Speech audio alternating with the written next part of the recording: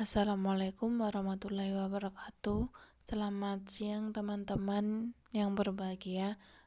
Pertama-tama marilah kita panjatkan puji syukur kepada Allah Subhanahu wa Ta'ala karena telah memberikan rahmat, kesehatan, dan keselamatan sehingga kita dapat berkumpul di Meet ini.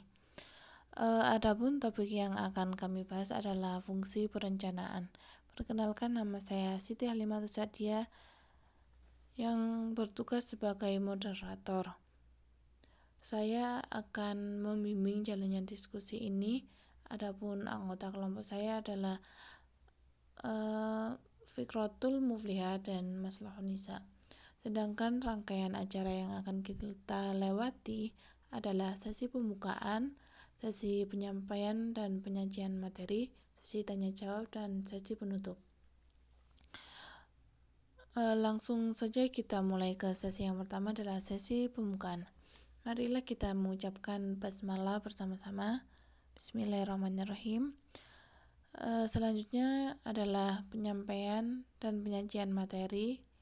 Saya persilahkan untuk Maslahun Nisa untuk membacakan materi yang pertama. Baik, yang pertama yaitu definisi. Fungsi perencanaan adalah bagaimana direksi perusahaan menetapkan tujuan yang ingin dicapai dan menyusun strategi untuk mencapai tujuan tersebut. Sederhananya, yaitu fungsi perencanaan adalah apa yang ingin dicapai dan bagaimana pencapaiannya. Kemudian selanjutnya yaitu fungsi perencanaan. Fungsi perencanaan yang pertama yaitu perencanaan sebagai pengarah. Perencanaan akan menghasilkan upaya meraih sesuatu dengan cara yang lebih terkoordinasi.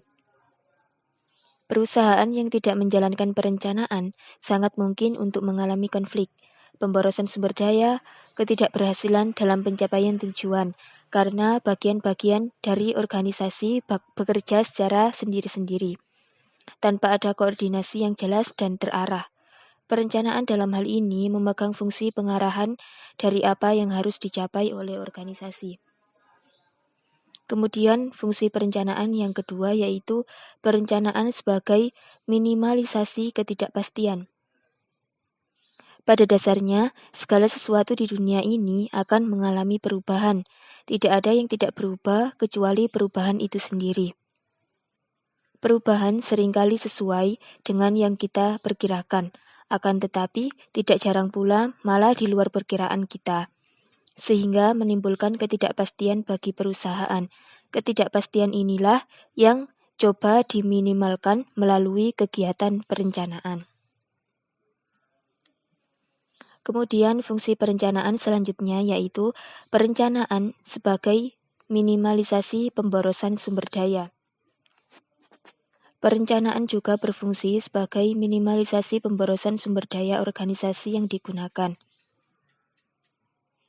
Jika perencanaan digunakan dengan baik, maka jumlah sumber daya yang diperlukan dengan cara penggunaannya dan untuk penggunaan apa saja dengan lebih baik dipersiapkan sebelum kegiatan dijalankan. Dengan demikian, pemborosan yang terkait dengan penggunaan sumber daya yang dimiliki perusahaan akan bisa diminimalkan sehingga tingkat efisiensi dari perusahaan menjadi meningkat. Kemudian fungsi perencanaan selanjutnya yaitu perencanaan sebagai penetapan standar dalam pengawasan kualitas. Perencanaan berfungsi sebagai penetapan standar kualitas yang harus dicapai oleh perusahaan dan diawasi pelaksanaannya dalam fungsi pengawasan manajemen. Dalam perencanaan, perusahaan menentukan tujuan dan rencana-rencana untuk mencapai tujuan tersebut. Seperti itu. Materi selanjutnya akan disampaikan oleh teman saya yaitu Fikrotul Mufliha. Selanjutnya adalah proses perencanaan. Tahap 1 yaitu menetapkan tujuan ataupun serangkaian tujuan. Perencanaan dimulai dengan keputusan-keputusan tentang keiringan atau kebetulan organisasi ataupun kelompok. Tanpa rumusan tujuan yang jelas, maka suatu organisasi itu akan menggunakan sumber dayanya dengan tidak efektif. Kemudian tahap yang kedua adalah merumuskan keadaan saat ini. Pemahaman akan posisi perusahaan saat ini dari tujuan yang hendak dicapai ataupun sumber daya yang tersedia untuk pencapaian tujuan adalah sangat penting. Sebab tujuan dan rencana menyangkut waktu yang akan datang. Hanya setelah menggambarkan rencana kegiatan lebih lanjut. Tahap kedua ini membutuhkan informasi terutama keuangan dan juga data statistik yang didapatkan melalui komunikasi dalam sebuah organisasi. Tahap yang ketiga adalah mengidentifikasikan segala kemudahan dan juga hambatan. Segala kemudahan dan juga hambatan dapat diidentifikasikan untuk mengukur kemampuan organisasi dalam mencapai tujuan. Oleh sebab itu, wajib sekali diketahui faktor-faktor lingkungan intern dan juga ekstern yang dapat membantu organisasi mencapai tujuannya atau yang mungkin menimbulkan masalah. Walaupun sulit dilakukan, antisipasi keadaan masalah dan kesempatan ancaman yang mungkin terjadi di waktu mendatang adalah bagian esensi dari proses perencanaan. Kemudian tahap yang keempat adalah mengembangkan rencana ataupun serangkaian kegiatan untuk pencapaian tujuan. Pada tahap ini, perencanaan meliputi pengembangan berbagai alternatif kegiatan untuk pencapaian tujuan, penilaian alternatif tersebut, dan pemilihan alternatif terbaik atau yang paling memuaskan antara berbagai alternatif yang ada. Bentuk-bentuk perencanaan. Yang pertama adalah rencana global. Rencana global bisa dikatakan sebagai visi perusahaan, arah perusahaan akan dibawa kemana perusahaan ini nantinya. Yang kedua, rencana strategis. Rencana strategis adalah bagian dari rencana global namun lebih detail dan terperinci. Rencana strategis menyusun rancangan yang akan dijalankan dalam mencapai rencana global. Biasanya, rencana strategis adalah rencana jangka panjang perusahaan dan menggunakan sistem prioritas di mana rencana yang menjadi prioritas akan dijalankan terlebih dahulu. Yang ketiga adalah rencana operasional.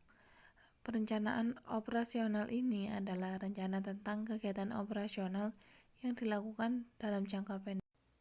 Tujuan atau goals. Tujuan atau goals ini pada dasarnya adalah hasil akhir yang diharapkan dapat diraih atau dicapai oleh individu, kelompok, atau seluruh organisasi. Dalam pengertian bahasa Inggris, kadang-kala dibedakan antara objektif dan goals. Objektif seringkali diartikan sebagai tujuan dan goals seringkali diartikan sebagai target. Bahkan lebih jauh kadang-kala kedua istilah ini digantikan dengan istilah seperti purpose, aims, dan destination. Yang ketiganya ini memiliki arti yang kurang lebih sama. Seringkali kedua istilah ini digunakan untuk konteks yang sama, namun kadang-kala juga berbeda. Kedua istilah tersebut dengan membedakannya hanya dari segi waktu. Demikian tadi presentasi kelompok kami. Mari kita mengucapkan alhamdulillah. Saya sebagai moderator mohon maaf atas kekurangannya dan terima kasih untuk perhatiannya. Jika ada pertanyaan bisa ditanyakan kepada kami. Wassalamualaikum warahmatullahi wabarakatuh.